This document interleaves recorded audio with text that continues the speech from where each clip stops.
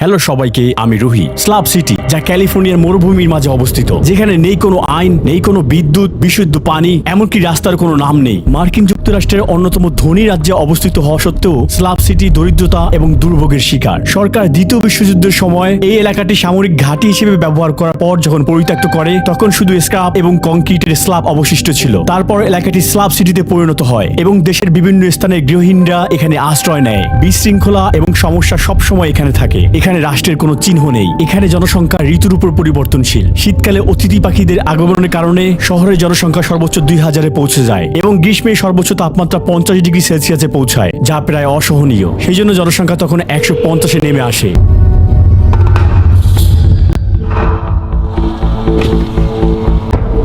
Hello, আমার নাম রবি।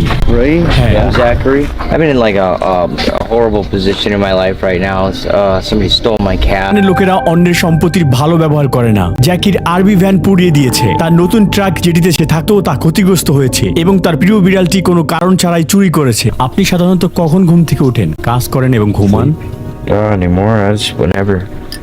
Man, whenever. এখানে আইনগত কঠোরতা ছাড়াই গৃহহীন এবং বেকার ব্যক্তিরা তাদের বাড়ি নির্মাণের সুযোগ পায়। এখানে লোকেরা প্লাস্টিকের ট্যাঙ্কের মাধ্যমে বিশুদ্ধ পানি সংরক্ষণ করে। যাদের সামর্থ্য আছে তারা সোলার প্যানেলের মাধ্যমে বিদ্যুৎ ব্যবহার করে। তবে এখানে পয় নিষ্কাশন ব্যবস্থা নেই, আবর্জনাও নিষ্কাশন করা হয় না। এখানে কোনো সামাজিক পরিষেবা নেই, পুলিশের মতো জনসেবা নেই, এমনকি মার্কিন যুক্তরাষ্ট্রের পরিষেবা যেটা সকল স্ট্রিটে দেখা যায়, কিন্তু সেটা এই এলাকাতে নেই। এই সব প্রমাণ করে যে এই শহরটি প্রতিষ্ঠিত সমাজ ব্যবস্থার সকল সুযোগ সুবিধার বাইরে রয়েছে। তাহলে আপনি কিভাবে এখানে উপার্জন করেন? মানে আপনি কি করেন? I don't, man.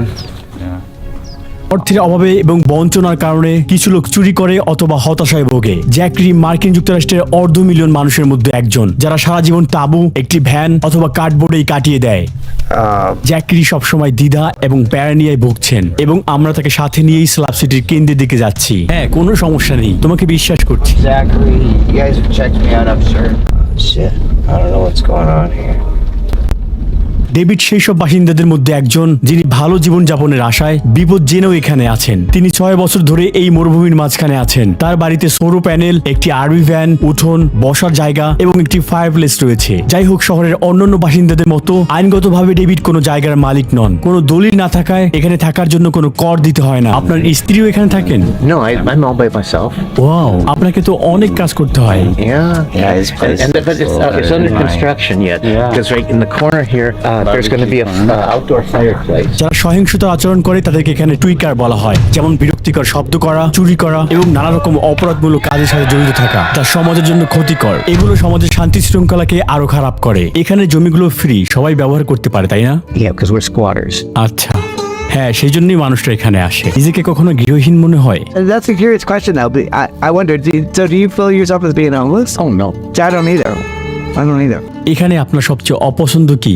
People that go around during the daytime, I call it shopping. They're looking to see what they can come get during the night. সাথে বন্দুক রাখেন?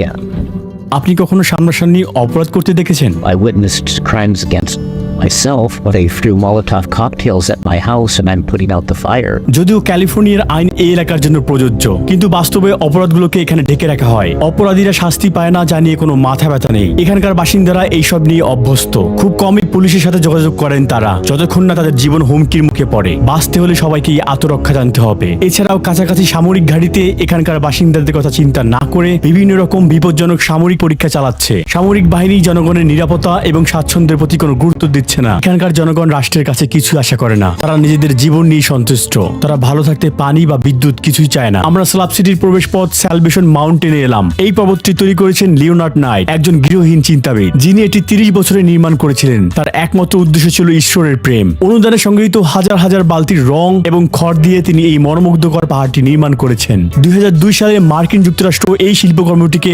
একটি ন্যাশনাল ট্রেজার হিসেবে স্বীকৃতি দেয়। চলুন ইন্টারনেট ক্যাফেতে যাই।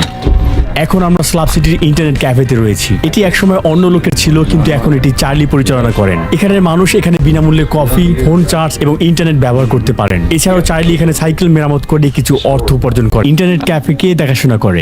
I take care of the guy. আপনি সোলার প্যানেল থেকে ইলেকট্রিসিটি নিয়ে এখানকার মানুষদের সেবা দিয়ে থাকেন, তাই না? Well, yeah, I got solar panels up there. Here, personally, I hate it here. I don't want to be there. Fucking steal from me and shit, man. I get tired of this shit, man. 80 বছর বয়সী Michael সে একাই এখানে থাকে এবং আমাদের দেখে খুশি হয়েছেন। কত বছর ধরে এখানে আছেন? I get 8 বছর। আপনি একাই থাকেন? তিনি আমাদের স্লাব সিটির 15 দিনের একটি ফটো অ্যালবাম দেখালেন। যদিও বিপদ এবং দারিদ্রতা এই সমাজের জন্য সবচেয়ে দৃশ্যমান অংশ, কিন্তু একসময় মানুষ এখানে আনন্দের সাথে থাকতো। বল খেলার সময় এবং পাথর সংগ্রহের সময় তার উত্তেজনা দেখে আমরা বুঝতে পেরেছি যে জীবন কতটা একাকী এখানে। স্লাব সিটি সম্পূর্ণ এক অন্য দুনিয়া, যেখানে বিনোদন, শিল্পচর্চা, ধর্ম, হোস্টেল, এমনকি লাইব্রেরি নিয়ে তাদের চিন্তা ভাবনা আমাদের চেয়ে ভিন্ন। এটা স্লাব সিটি লাইব্রেরি এবং সবার জন্য উন্মুক্ত। এটা অনুদানে চলে। এখানে একটি বোর্ড গেমও রয়েছে। এটি একটি নৈরাজ্যবাদী গ্রন্থাগার হিসেবে পরিচিত, যেখানে কোনো সদস্য পদের দরকার নেই। যে কেউ চাইলে এখান থেকে বই নিয়ে যেতে পারে এবং বই ফেরত দেওয়ার কোনো সময়সীমা নেই। আমরা স্লাব সিটির আর্টের মাঝে আছি। এই স্থানটিকে ইস্ট যিশু বলা হয়। এখানে বিভিন্ন শিল্পকর্ম রয়েছে। প্রচুর পর্যটক এখানে স্থান পরিদর্শনে আসেন, তবে তারা শুধু এখানেই আসে। স্লাবারদের থাকার জায়গাগুলোতে যেতে পারবে না। কাদা, অব্যবহৃত ও অকেচো উপকরণ সমূহ এবং পোড়া গাড়ি, এগুলো সবই স্লাব সিটির শিল্পের গুরুত্বপূর্ণ অংশ।